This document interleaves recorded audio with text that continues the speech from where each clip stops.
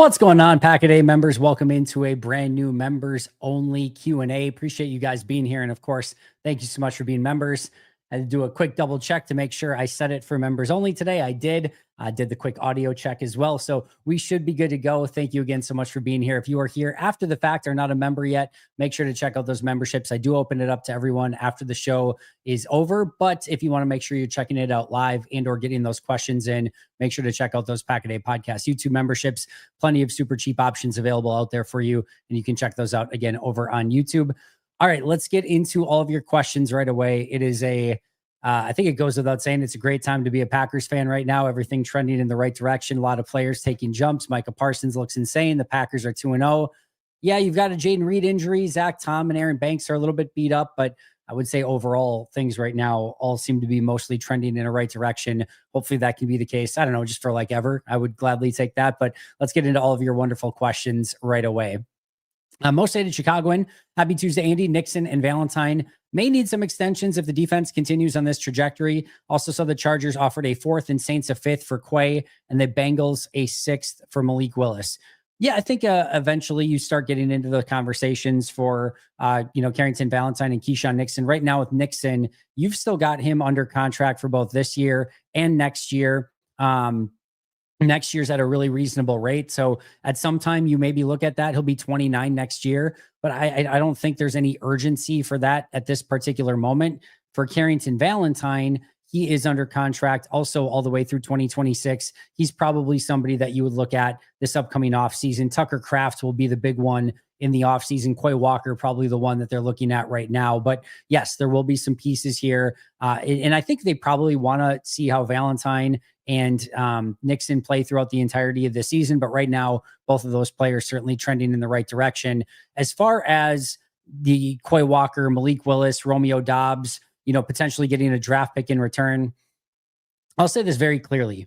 I have zero interest, and I mean zero interest, in trading away any player on this team right now. This is a championship contending team right here and right now. And if it makes any of my positions worse, I have no interest in it. None, period. I think your next one, there was one in here too of like TJ Slayton for Malik Willis. Here's how I view this. If you want TJ Slayton or a player similar to TJ Slayton, you can get that deal done without having to include Malik Willis in it. You can find a TJ Slayton-esque player and you can trade future draft picks away to get a player like TJ Slayton. I'm not giving up my depth anywhere in a season where I'm trying to win a Super Bowl. And we've seen already, kind of going into this season, you're like, hey, they could probably trade away Romeo Doubs. Like they have plenty of wide receivers. There's so much depth there. Well, Mecole Hardman didn't really come along as expected. He's a practice squad player, and rightfully so. Did not look like a 53-man rosterable player. And no other team felt like he was either, because otherwise he'd be on a 53-man roster right now. Jaden Reed is out for an extended period of time. Christian Watson's not back yet. Imagine this team didn't have Romeo Doubs this past week or this week, next week. All of a sudden, your position of depth that you felt like really good about is now, Dontavian Wicks, Stavion Williams, Matthew Golden, Malik Heath. Those are your only 4 wide receivers with Reed out, Watson not back yet, and Romeo Doubs traded away. That looks a lot worse for the time right here and now.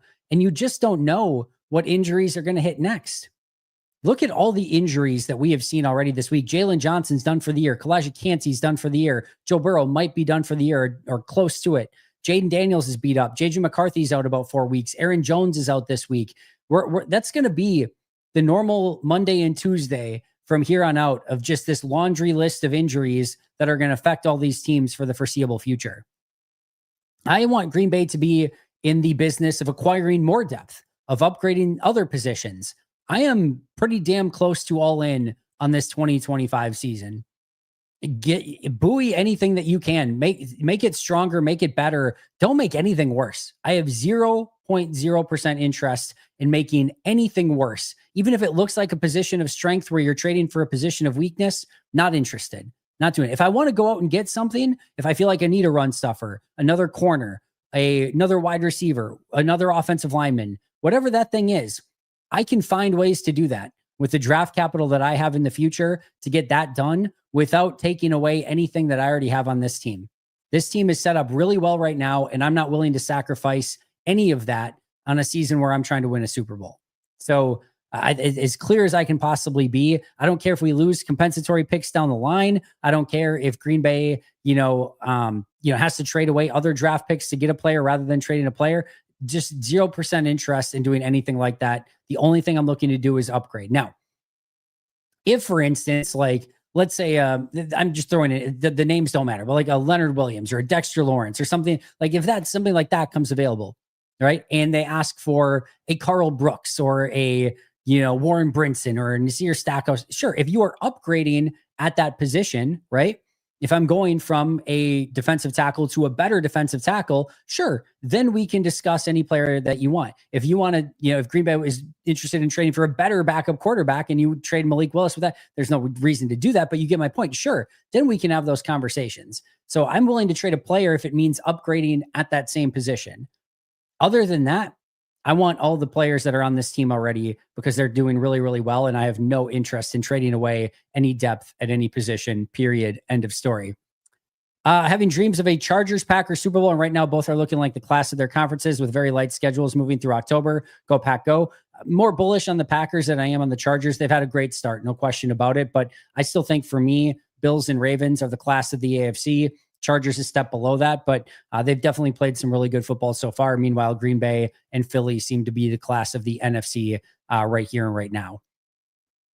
Is JJ Mack 2023 J Love bad where he'll get better, or is he just bad? I haven't been able to see any of his games yet. He's played 8 quarters in the NFL. 7 of them have been some of the most abysmal quarters that you could possibly imagine. And then for 1 quarter, he played like an all-pro. Make of that what you will. I think it's extremely discouraging if you're a Vikings fan. Thankfully, none of you are, to see where JJ McCarthy is at right now. This was supposed to be one of these systems that is the most quarterback friendly in the NFL. You've got a great play caller, great offense, great quarterbacks coach, really good offensive minds all throughout that team. You've got Aaron Jones and Jordan Mason at running back, solid offensive line, Justin Jefferson at wide receiver, TJ Hawkinson at tight end. You're supposed to be able to take somebody like a JJ McCarthy, put them in there, have them be a bit of a game manager and have it work. And it has not worked. I will say, I don't think it's all on JJ McCarthy, similar to when, Jordan didn't look quite, the way that he looks now right away when he was a starter. I would say, Matt would always say, hey, it's everyone. Everyone's got to play better. The line's got to protect better. The receivers have to get open better. Like there's a lot that goes into it. I do think in Minnesota, they are not protecting him well at all right now. And I do think they really miss Christian Darrisaw. I think they really miss Jordan Addison as well. But make no mistake, he is playing bad football. He's taking far too many sacks. He's not getting through his reads in a timely manner. When he does, when you see him diagnose something correctly and rip it, more often than not, it looks pretty good, although he missed a wide open deep shot this past game as well. It's a struggle right now. I'll put it that way. Not only does he not look ready for the moment, and not look ready to be a starter right now, it does not look like Kevin O'Connell and company trust him at all with the entirety of the offense. Like it really does not look that way. So we'll see what it looks like with Carson Wentz at quarterback and then what happens kind of from there. But I would say so far, it does not look great. But again, I think one of the things that everyone has to remember is these quarterbacks take time. They really, really do. It's rare. It happens. Jaden Daniels, CJ Stroud, where you get these quarterbacks that can play right away, but more often than not, you're more thrown to the wolves and it just takes time to develop. Whether or not McCarthy actually develops or not, that more remains to be seen. So yeah, I don't know what I've seen you post a couple of these. I'm April 30th. I don't know what that means, or 4 out of 30. You're going to have to enlighten me a little bit there. Thank you for the great content, Andy. What would be your prerequisites for any deal involving Malik Willis? Yeah, I think I kind of went over that. It's a top 100 pick and a good backup quarterback in exchange, which the easiest conversation about Malik Willis that we can possibly have, all right, is that we've heard already the rumors that the offers for Malik Willis have been a 5th or 6th round pick, which by the way, I feel like is actually about right for what, where his value would be in the NFL right now for a 1 year, not even 1 year, for, 1 year of Malik Willis. A 5th round pick is probably about right. For Green Bay to even have remote interest, it's going to take a top 100 pick. And no team is even remotely interested in giving up a top 100 pick from Malik Willis. That's it. End of story. There's no other conversation that needs to be had. The amount that it would take to get off Malik Willis, no team is interested in giving. It just there's no match there.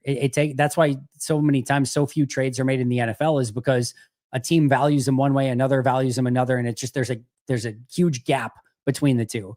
The gap between what any team would be willing to give up rightfully for Malik Willis is far more than what Green Bay would be willing to accept in return. Rightfully, they're both in the right. I don't think it makes any sense for a team to give up a top 100 pick for 1 year of Malik Willis when he doesn't know their offense and it's a stopgap at best. It just doesn't make sense. And it doesn't make sense for Green Bay to take on a 5th or 6th round pick for a huge depth piece that's a massive piece of insurance if Jordan Love would go out for any period of time. There's just a massive gulf between the two sides and any deal that would make sense for Malik Willis. So it's a conversation that's not worth having. I would be stunned if anything happened in that direction. But to me, it's a top 100 pick and a backup quarterback. And again, no team is willing to give that up. Quick follow-up. What were your thoughts on Clayton Thune during the draft process? What would they need to be seeing from him to agree to trade Malik Willis? I guess that would be the one other thing. And you do bring up a great point there, Kevin, is like, if they got Thune in and they're just like massively impressed and they're like, I think this guy is actually better than Malik Willis, or at least in the same conversation. Okay. Then there's a small conversation to be had. But even if you think that, you don't necessarily know that, where you've seen Malik Willis come in and start games and win football games for you. So even then, I think I just count my blessings that I feel like I have 3 quarterbacks that I can trust. But that'd be the one scenario where if you're feeling really good about him, then maybe you could consider it. It still is at minimum going to take a 4th round pick, a high 4th round pick, or a 4th and a 7th or something like that for me to consider it at that point. And again, I just don't think any team has any interest in doing a deal like that. I did like him, but I liked him as like a, 5th round pick flyer where he has upside, but he's going to take time to develop. I love that he's on the practice squad, but for now, I think you've got it kind of perfectly set up, right? You got your starter, good backup, developmental guy on the practice squad. It's kind of an ideal situation, to be honest. So again, I'm not super interested in really upsetting the apple cart too much for what a day 3 pick. I'm kind of just good at the moment. The Browns forced a lot of 3-and-outs and the outs for the Bengals and Ravens. The Ravens scored 41 because of turnovers, a block punt, etc. Nobody panic if we don't move the ball with ease. Cleveland does have a pretty good defense, and I do think that is worth noting going into this game. We'll obviously break down the Browns game in a lot greater detail as we get closer to it. But yes, I do think their defense is maybe a little bit more impressive than what they've been given credit for, and in large part due to Myles Garrett. Dude's an absolute stud, can break any team's offense at any given moment, and you just have to find a way to control him. And if they don't have Zach Tom, it makes it certainly that much harder. So yeah, I'm not expecting an offensive explosion. I bet Green Bay's in the 20s in this one. If they're in the 30s, I'd be thrilled. If they're under 20s, I'd be a little bit disappointed. But I think something in like I bet 27 again, to be honest, for Green Bay, like 27-17. That sounds about right to me for Packers and Browns in this one. COVID Toe, good to see you. Dobbs has become a big-time target. If it continues, we might keep him. I thought out of Quay, Watson, Dobbs, Ryan, and Walker that he would be the one to sign. He seems too important to let go. I think Quay is their top target right now. Obviously, Watson, they've already got done. We'll see what happens with Ryan and Walker. I think they probably want to see those two kind of play out the season and see where the offensive line is at. They're getting a great look right now at Jordan Morgan and Anthony Belton to see how comfortable they feel with those two players as starters moving forward if need be. But I think those are more interesting. The Dobbs one is more complicated. There's no question around it. I mean, he's going to get 3 for 45, probably at worst on the open market. And if you're Green Bay, do you have an appetite in giving that sort of deal when you've got Watson under contract next year, Wicks, Reed, Savion Williams, Matthew Golden, and yes, only Golden and Williams are, set past 2026. So you could theoretically do something like it.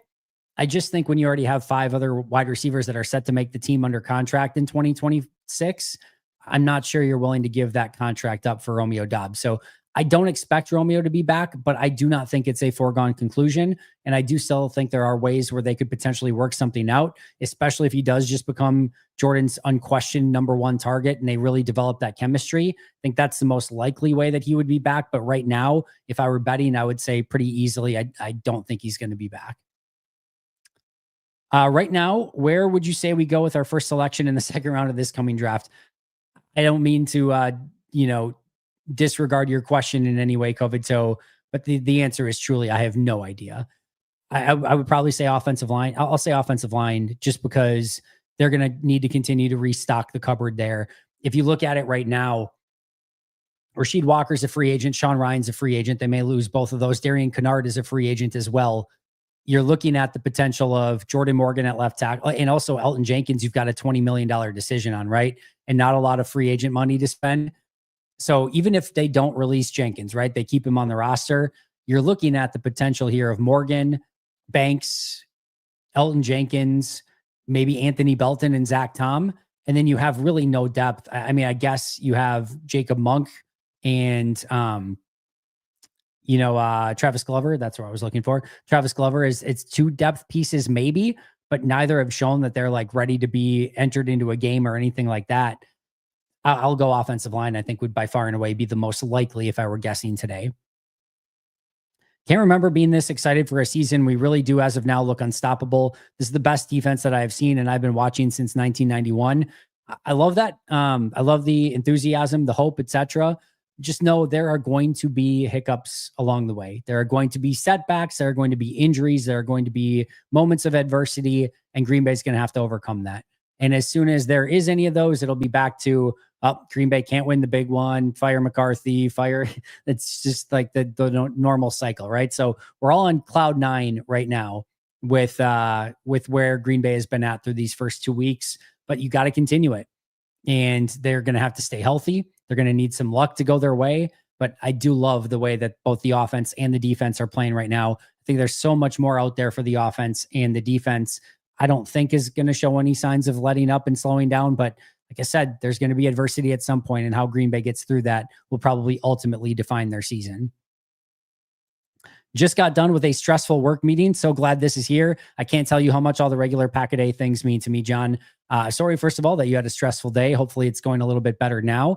And glad that you're able to decompress a little bit here on Pack-A-Day. As I say, it's one of my favorite things. Is just it's going to be out there for you pretty much every day, numerous different episodes. So yeah, whether you're on the audio channel, here on some of the live shows, the videos, etc., a lot of stuff out there for you guys. So yeah, appreciate that, John. And like I said, glad that we can help you distress hopefully a little bit. Don't see Dobbs staying. Would assume we would have offered him a similar deal to what Watson received. Yeah, I don't know where the negotiations would be at with that. I don't think the same deal for Watson makes anywhere near as much sense for Dobbs or for Green Bay in that situation. So, I mean, I think Green Bay would probably take that if Dobbs says, hey, we'll take the same Watson deal. They probably say yes to that right now. But I don't think that makes any sense for Romeo Dobbs. So as of now, I do agree that he's probably gone, but I think Dobbs is probably looking for more of that 3-year type of deal moving forward at probably around 15, 16 million per year. I think Jay Love might not win an MVP anytime soon, even with the high caliber play, just because he doesn't throw the ball as much as other quarterbacks. What do you think, Andy? Well, I think they definitely want to be a balanced team or even a run first team when they can. I think the beautiful thing about Jordan is they give him a lot of opportunities to throw down the field. If he starts connecting with some of these deep balls, those numbers look a whole heck of a lot different. Now, there's a lot of great players right now in the NFL, and Lamar Jackson and Josh Allen are setting the bar insanely high for quarterback play. I'm not sure Jordan ever quite gets in that conversation, which is totally fine, by the way. I don't need him to be the MVP at the top of the league to necessarily go out and win a Super Bowl, right? I think if Jordan Love is really, really good, plays his best brand of football, and the team around him continues to play like they're playing right now, that's a Super Bowl contender. So MVPs are fun. We have what? 7? 3 for Aaron, or is it 4? 4 for Aaron, 3 for Brett, right? We have 7 in that time frame. You got 2 Super Bowls. The 2 Super Bowls mean a whole hell of a lot more to me than the 7 MVPs do. It's cool. I'm glad that they got those MVPs. They were deservedly, they deservedly got them, but I want Super Bowls. MVPs I'll take. I'm not going to be upset by it in any way, but I would much rather have Super Bowls, and I think they have the ability to win that with the way that Jordan is playing right now. Hate to see Dobbs not be a Packer next season, but it's looking like it's heading that way. Not a fan. A couple things. One, let's worry about that in 2026. And I'll be the first to say, and you guys know, we can multitask. We can talk about next year and this year at the same time. I get that. But let's see what this season brings. And I do think one of the things that is really smart to do is to kind of keep that the wide receiver room relatively cheap as much as you can, and to kind of keep restocking that room. So yeah, when you go out and sign or draft Matthew Golden and Savion Williams in the first and third rounds, who are both going to be really good, I think, by the way, I think they're both going to be really, really good. And I think better than the Dobbs and Watson duo. Like, think of it this way. You had Dobbs and Watson, Reed and Wicks, and now Savion and Golden. I think Savion and Golden is going to be the best of any of those duos in their time in Green Bay. But now, if you get Watson back for a year and Dobbs probably goes, they probably draft another wide receiver, third, fourth, fifth round next year and continue to stock that cupboard. Then they maybe keep one of Reed or Wicks, still have Golden and Savion Williams for a few years after that. And then, you have now your fourth, maybe third, fourth, fifth round pick that's involved in that conversation. The following year, again, you make more, you just kind of want to keep churning that room with cheap, young, really explosive talent. And I think that's what Green Bay is going to continue to do. And I think that's the right thing. I think Dobbs is a really fun player. I don't think he's one that really is like earth shattering if you lose him, especially if you have replacements on the way. I look at next year, and even if Dobbs isn't, look at what this wide receiver core, we feel pretty confident with it right now, and including in that is Tucker Kraft, Luke Musgrave, the running back group, etc. And you're going to lose Dobbs, but you get Watson back. I don't have any major concern with that. And I think Golden and Williams are going to continue to get a lot better. I still really like Reed and Wicks. So I look at next year's wide receiver room, and I have no concerns where it's at if you don't have Romeo Dobbs, at all, not even a little. And I like Romeo, no question about it, but not something that I would certainly lose any sleep over right now. Do you think Amari Rodgers would have worked out better with this current Packers squad than Rodgers yelling at all the young receivers? Feels like he was a casualty of bad energy. I understand the sentiment. Trav makes beats. I think we would have known pretty quick if he went to, Houston right after and tore it up. He just wasn't good. It was just a miss. I missed on it too. I liked Amari Rodgers in that draft. I thought he was going to be better. As you guys know, I'm a pretty strong believer in getting players off to a strong start. Guys like Josh Jackson, Amari Rodgers, I don't think were put in the best positions right away. But when Josh Jackson and Amari Rodgers go to other teams and completely, flame out there, Josh Jones at another one, you probably just missed on it, right? They just weren't the players that you were expecting. So maybe in a different universe and in the right situation, maybe Amari Rodgers is a little bit better, but he did get opportunities post Green Bay, didn't make anything of those. And I just, again, ultimately think it just wasn't the player that they were expecting, and that he probably was going to fail almost anywhere that he went, but certainly didn't help. Certainly didn't help in that situation. Andy, could you play devil's advocate and try to temper my excitement with the Packers? I can. So I just think that there still needs to be growth in some areas, right? We need to see the offensive line, I think, be a bit more consistent. The running game needs to come along. I still think you are going to need a wide receiver that you can trust to get open and go to situations. I think that's going to be Matthew Golden, but I still think they need to kind of show that. The defense needs to continue this through the entirety of the season. They play with great energy in back-to-back home games with two really, great teams coming to town.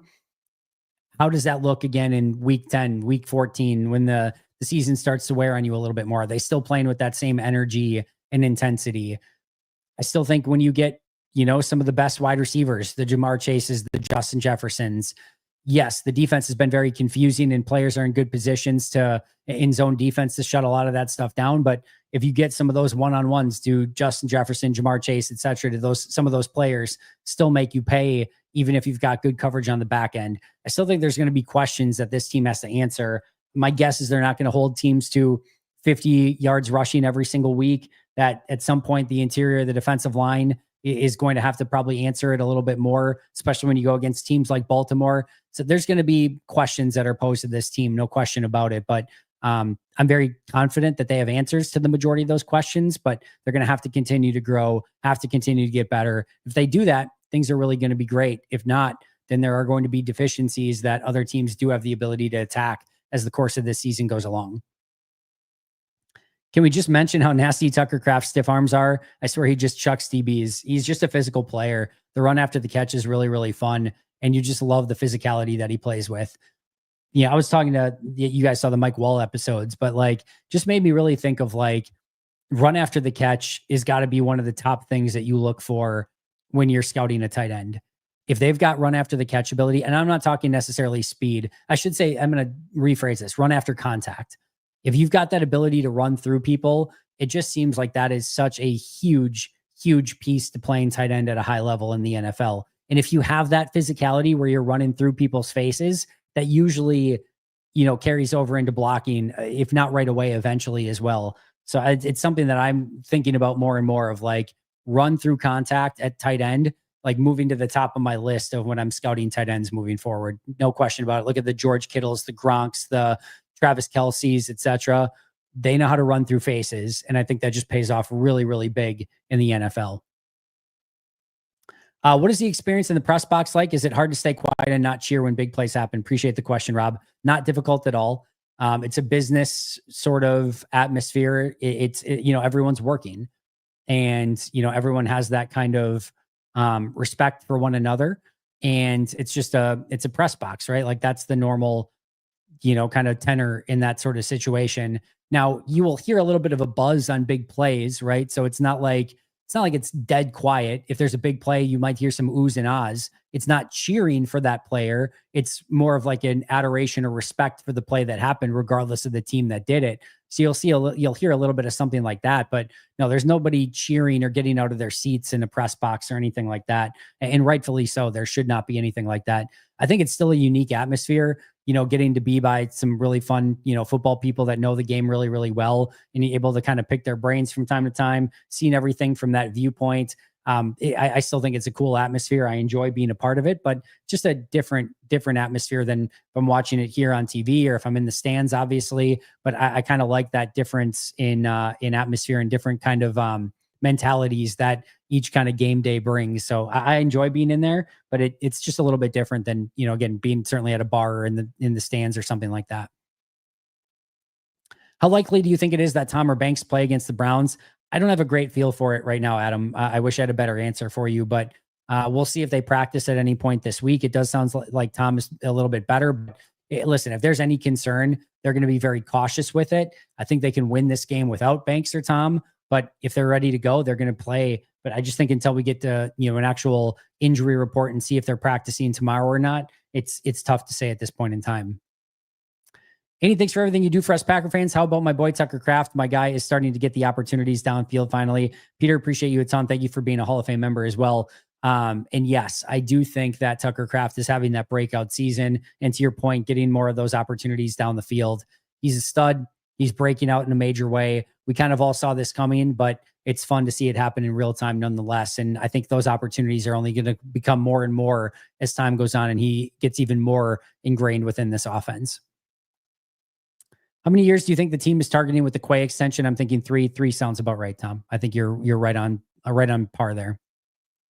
Go Pack Go. Best plan to stop Garrett. 12 personnel and chip blocks. Run the football, my friend. Run the football. Get a lead. Don't have to get into obvious 3rd and long situations. If you can avoid obvious pass rush, downs where he can just tee off, and if you can avoid having to play from behind, that's your best game plan against Myles Garrett. Run at him when he wants to get that head of steam around the edge. But yeah, I just think you don't want to be in situations where you're down by 7 in the 4th quarter and you're in some obvious passing downs or you're in 3rd and long a bunch. Those are just Myles Garrett situations, and he will eat you alive, especially if Zach Tom is out. You're going to get him a lot, I'm sure, against Anthony Belton. And yes, to your point, Chip at a tight end on his side, make things more difficult for him. But now you're in the situation of changing your offense, right? Maybe not running things the way that you want to run it. So the best way to go about it is getting that lead and making him a little bit less impactful, because everything's at your disposal. You can run, you can pass, and he can't just tee off on trying to rush the quarterback. That's where it gets a little bit more scary. Word is the NFL is debating ending the season now and awarding the Packers the Super Bowl due to the team being so unfairly good. Hope not. I want to see them go out there and play, King Kermit. PFF doesn't seem to agree Quay's doing that well. What's your take? And if it disagree, where do you see the differences?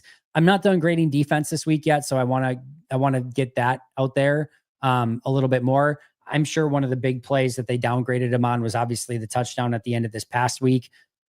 In week 1,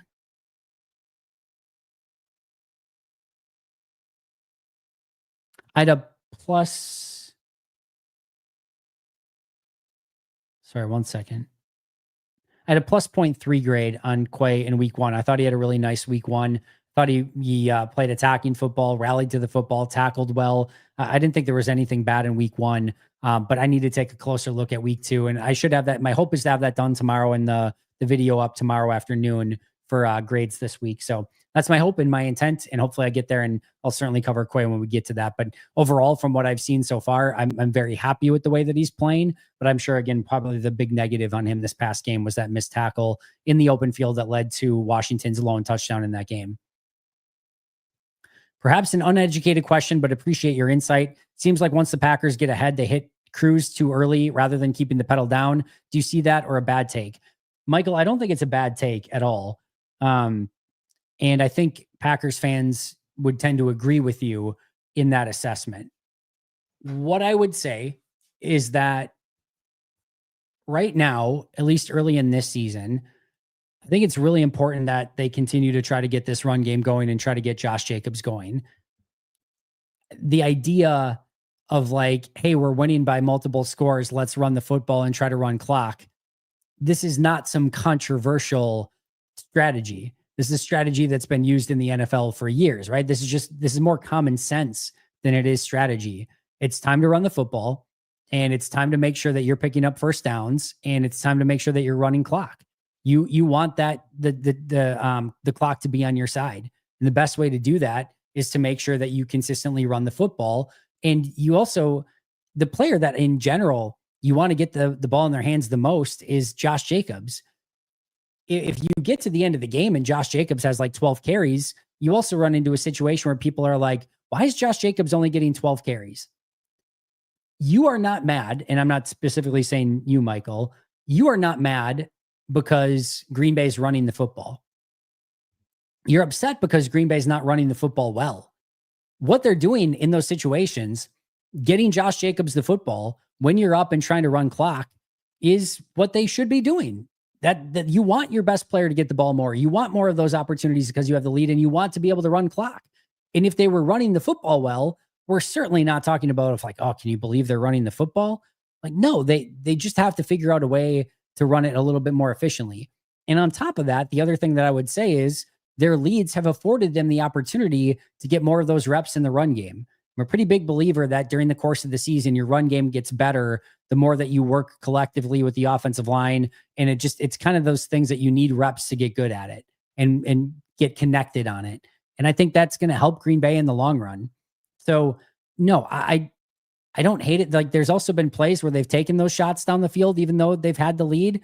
People were upset in the same vein that Jordan tried to hit that deep throw down to Jaden Reed in the third or fourth quarter of the Lions game on third down, on third and short, where he threw it to Jaden Reed perfectly and Reed just couldn't hang on to it.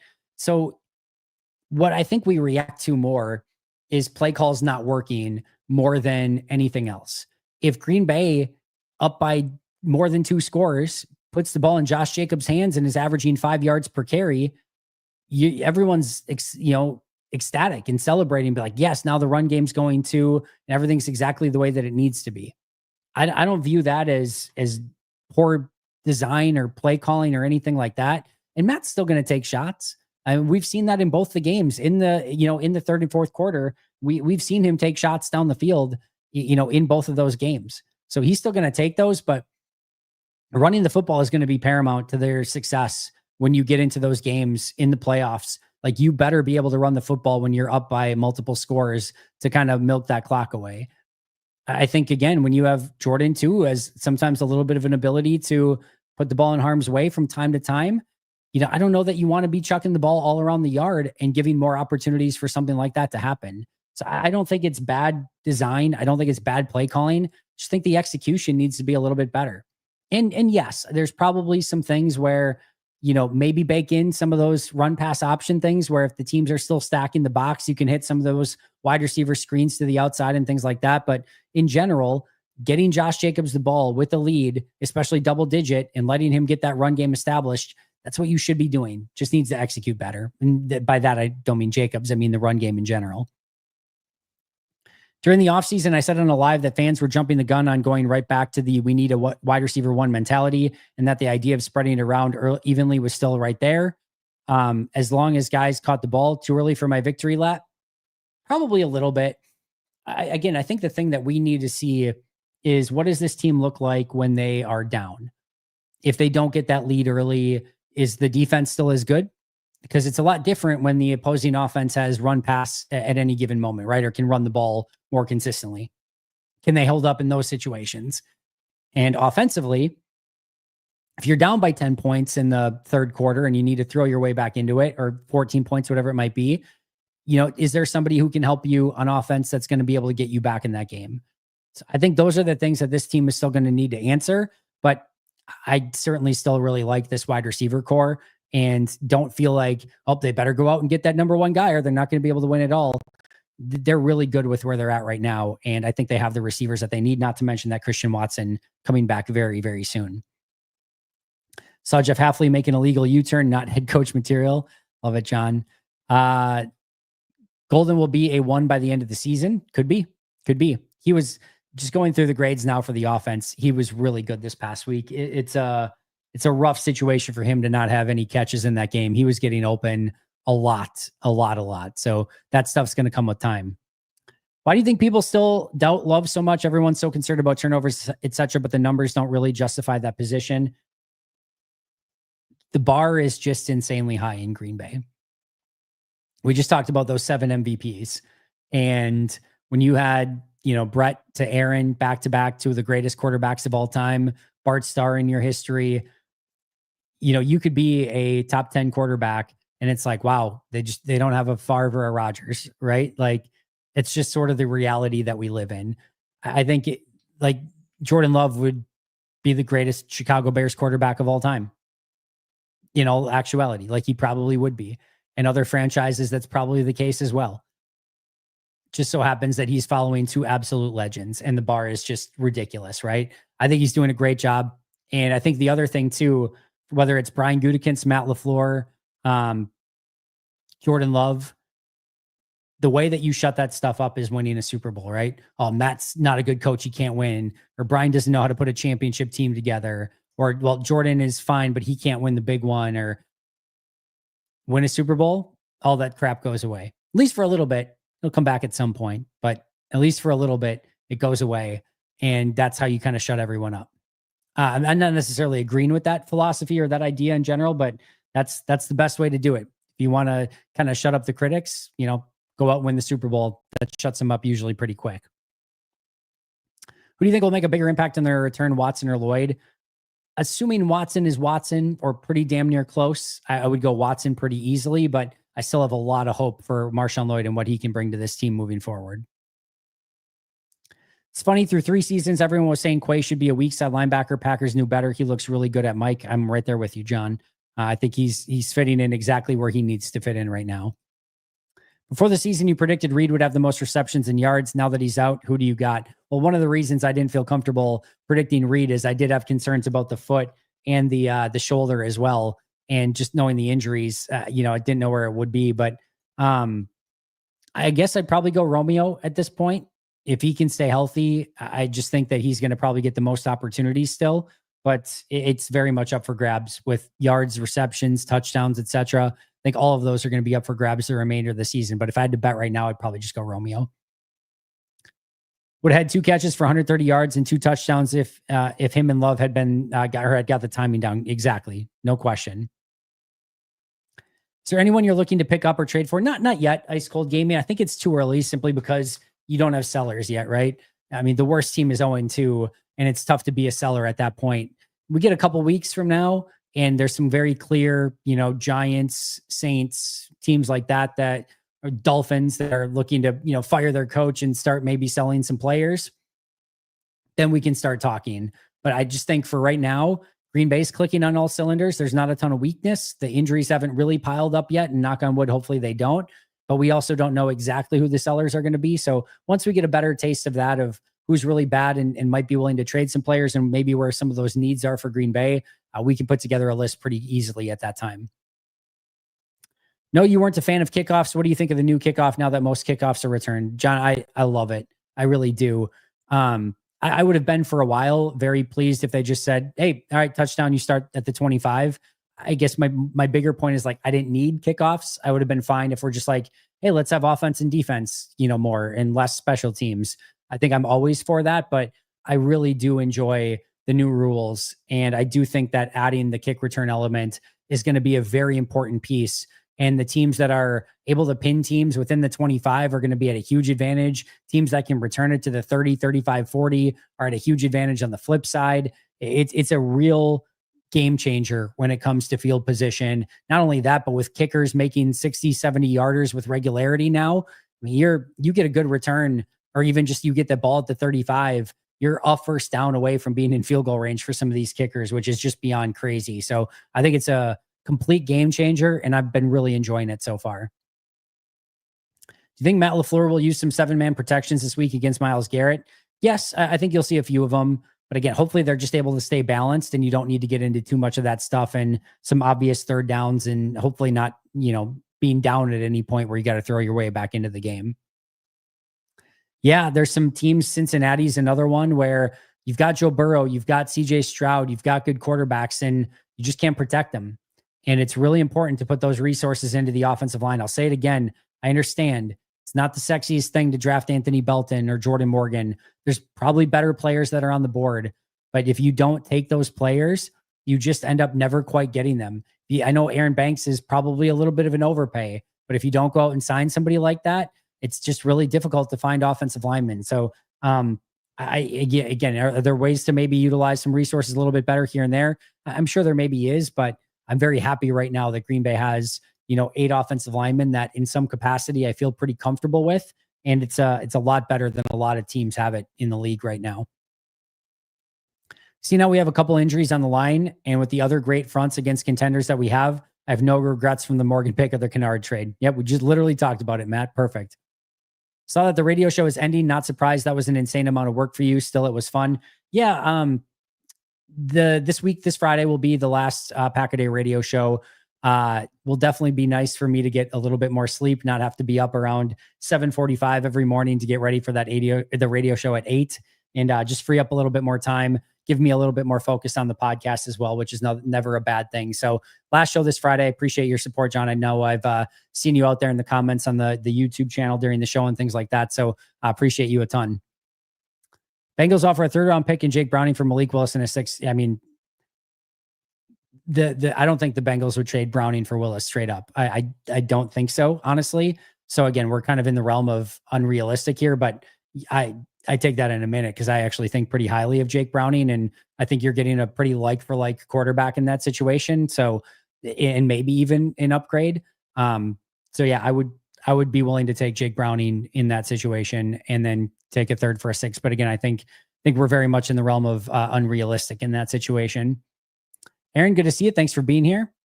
Let's Evan go. Someone posted a Madden game, Browns versus Packers, 33-7. Even the simulators are believing. Let's go. Let's do it. No question today. Just want to thank you for all the amazing stuff you and your team put out on every single day. Mirko, thank you so much for that. Appreciate it a ton. Shout out to everyone on the podcast team as well. Extra bonus episode coming out at 4 p.m. today on the audio channel with Ross Uglum and Jake Morley talking about the Malik Willis trade situation as well. So if you're on the audio channels, which you should be, make sure you're subscribed out to that as well. Go check out that extra episode coming out at 4 p.m. today. How did the Pats trade Polk to the Saints if he's hurt and can't pass a physical? It's up to the team trading for him if they want to enforce that physical or not. If they don't care about the physical, if they waive the physical, they can do so. So if they know he's hurt, the physical is usually to make sure that the player's in the condition that you expected them to be in when you traded for them. Like you usually get the medicals from the team ahead of time. You review the medicals, you see where they're at. Okay. Then you put them through their own physical when they get to the team. And if everything matches up and it's what you expected, then you're good. If it's worse than expected, or there was something that didn't show up in their medicals that you knew about, then that's when you can void the trade. So as long as it was the medicals that they were expecting, even though he's hurt, he's still going to go through the physical. He may not quote unquote pass the physical, but he will probably pass it of what they were expecting the physical to look like, not necessarily, again, passing it in general. So that's how you get around it. It's not, if he fails the physical, you have to void the trade. If he fails the physical, you can still go through with it. It's just, you have to make that decision as a general manager at that point in time. Heard Jeff Hafley's mom is going out with Squeak. Good basketball reference there, Dylan. Do you see the Packers continuing with a lot of 12 personnel setups, or do you see a correction by other teams to then play more 11? As Matt LaFleur would love to say, Matt, it's going to be a week-to-week thing. It'll be all dependent upon the game plan that they want to put together. You could see 13 personnel. You could see 22 personnel. You could see 12. You could see 11. You could see 0. We just don't know, right? That's the beauty of, I think, having all these different pieces in Matt LaFleur's offense, that they can run a little bit of everything, and you don't know what's going to come in any given game. You could see a bunch of 12 personnel these first 2 weeks, and against Cleveland, they might not run any of it. Tough to say. You just don't know, and that's, I think, the beauty of Matt LaFleur sometimes. Master Bojangles, thank you for being here. Andy, if you don't post an acceptable amount of content soon, I'm not sure if I can stay a member. Only multiple hours of content every day, unacceptable. Drew, I'll try to do better. I'll review the tape, make the necessary corrections, work on my pad level, and see if we can get some more content out there for you. R.R. Smith, thank you for the super chat.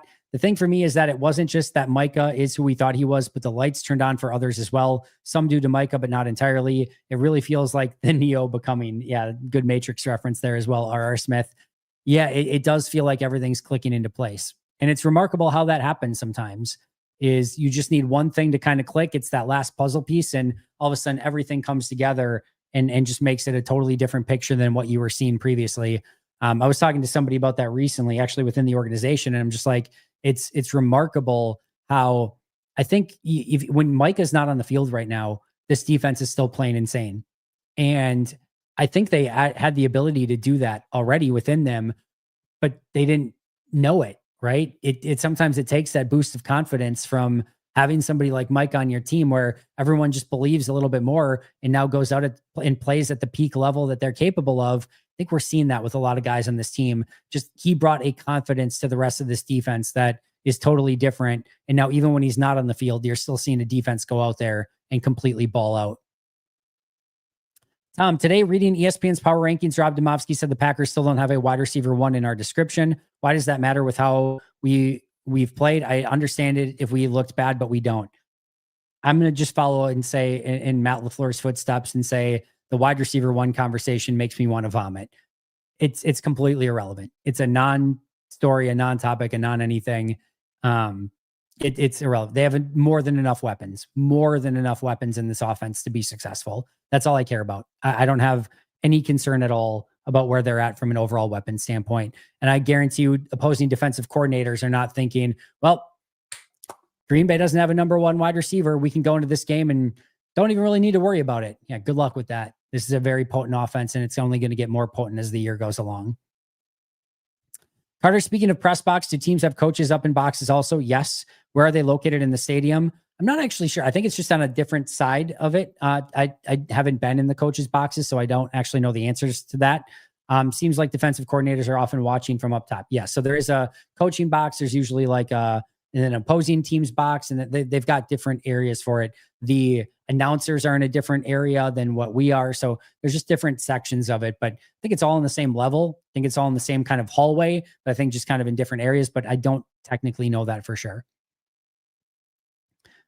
Baron Sorrell took advantage of every single snap on Thursday. Do you feel that he will continue to develop at the same rate?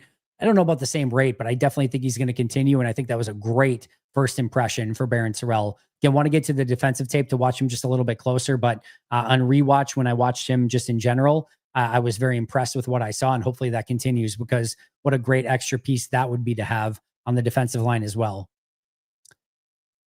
Certainly agree. It feels like they turned on the moderately effective portion of the playbook rather than staying with the absolutely work section. Yeah, I don't think there is an absolutely work section. I think if they did, they would continue to do that. I just think it's smart football more often than not to develop the run and get it going. And it's just, again, more to me up to execution at that point than it is some of the play calling. Putting the game completely away, minor gripe. The team's playing amazing, just what I see. It's fair. Andy, I was at the game Thursday. Well, we know you're the starting running back. and have been to a number of games over the years. I have never seen a defense like this. The feel from the team and crowd was different. I think this team may have it. Hopefully you're right, Josh Jacobs. Hopefully you are right. I think they have it too, but we'll have to wait and see. I just remembered we have Marshawn Lloyd and Christian Watson. Offense will be ultra explosive, hopefully for Cincy in week 6. I don't know if Watson's going to be right away in week 6. There's that ramp up period. We'll have to kind of wait and see. But at some point, you're getting both those players back, and that certainly is a level of exciting. The defense is on the verge of needing a nickname to be remembered through the ages. Yes, I was just about to say, let's take a little bit of a pause here, R. Smith. I hear the Jaws theme when they're up. I like Shark Water. Don't know if I like that name either, R. Smith, but let's take it one step at a time. Let's see how they do the remainder of the season. Thoughts on the Lions Leap Zone? What was that nonsense? That is the legacy ale of celebrations. I'll just put it that way. If you know, you know. Unreal that Brandon Aubrey can line up from 64 as time expires, and I think there's at least a 75% chance it's going in. Dude would have made it from like 80, I swear. He crushed that freaking thing. He is insane. He is absolutely insane. My favorite Packer of all time, I usually answer with Tramon Williams. He's in that conversation. Charles Woodson, Nick Collins, Sam Shields I love too. A lot of Packers from the same defensive backfield, but Tramon Williams is usually the first name that comes to mind when I think of my favorite Packer. Love that dude. Love the story. Love the way that he interacted with everyone. Just an all-time great story. Still don't think he gets quite the credit that he deserves for how great he was during that Super Bowl run. So yeah, probably Tramon Williams. Shark Water, Shark Attack, something that gives feeding frenzy. I get it. I've heard that the cold front for a name for our defense. Oh, the cold front for a name for our defense. And I've got to say it's a great name. It's not bad. Not bad. R. Smith approves. All right, looks like we hit all of our questions. I do have the podcast coming up with Paul Farrington show, so I'm going to get to that here in just a moment. Already recorded with Paul Brettel. That episode will go Thursday. What we're looking at likely here is tomorrow will be Paul Farrington show, then hopefully grades episode. If I'm not going to get to the grades, then I'll likely upload the Brettel episode tomorrow afternoon and then do grades episode for Thursday morning. But those are likely your next 3. Happy hour coming up on Friday. Friday will be Carmen Vitale. Saturday, not sure exactly yet what I'm going to be discussing on that episode. And then Sunday will be our pregame show, Packers and Browns. Should be a fun week. Tom, really quick, also love the history of the Packers podcast today, talking about the sales tax. Hope that becomes a permanent thing, especially in the off season. I think Andrew and Kyle are going to do more of those. So very much looking forward to that as well. But yeah, they did a great job on that episode. No questions asked. Don't be too tough on Paul. He seemed in a bad spot yesterday. I'll try my best. I will try my best to be easy on the Farrington guys. Oh, Drew, I did not see your question about X. Let's see.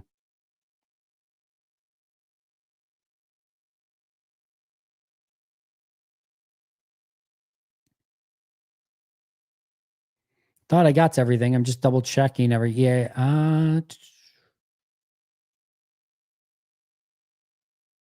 Drew, I don't see anything. If you can repost it quick, I'll get to it. But I just went through everything and I didn't see anything. Thanks, Andy. Have a great afternoon. Matt, appreciate you as well. I'll wait a couple seconds to see if Drew can get his question in. But yeah, I just went through all the questions and I didn't see anything from you, Drew. My apologies for that.